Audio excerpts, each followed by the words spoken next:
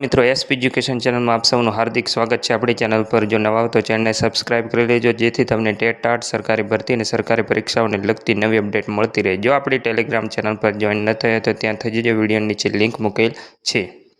શાળામાં નવું સત્ર સોમવારથી શરૂ થઈ જશે, પાઠ્યપુસ્તકો પણ હજુ આવેલા નથી।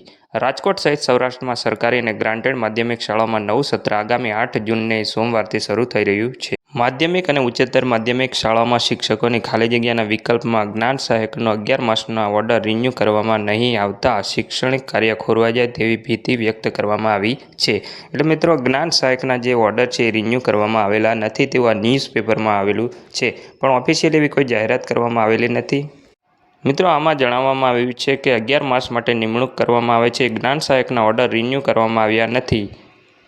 નવા શિક્ષકોની નિમણૂક માટે રાજ્ય પરીક્ષા બોર્ડ દ્વારા પરીક્ષા લેવામાં આવી છે, જેનું પરિણામ જાહેર થયું નથી।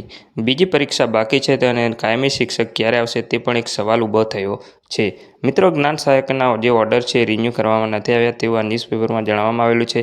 પણ મિત્રો, હવે તમે જોઈ શકો છો કે ટાટ હાયર સેકન્ડરીની આન્સર કી આવતા 1 મહિનો થઈ ગયો અને હજુ એનું રિઝલ્ટ આવ્યું નથી।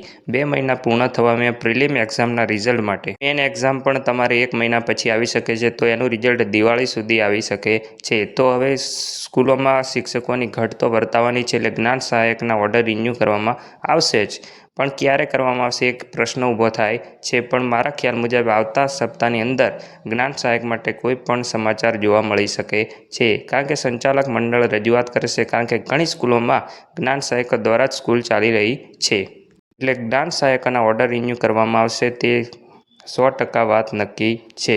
આજની બસ આટલું, મળીશું નેક્સ્ટ વિડીયોમાં।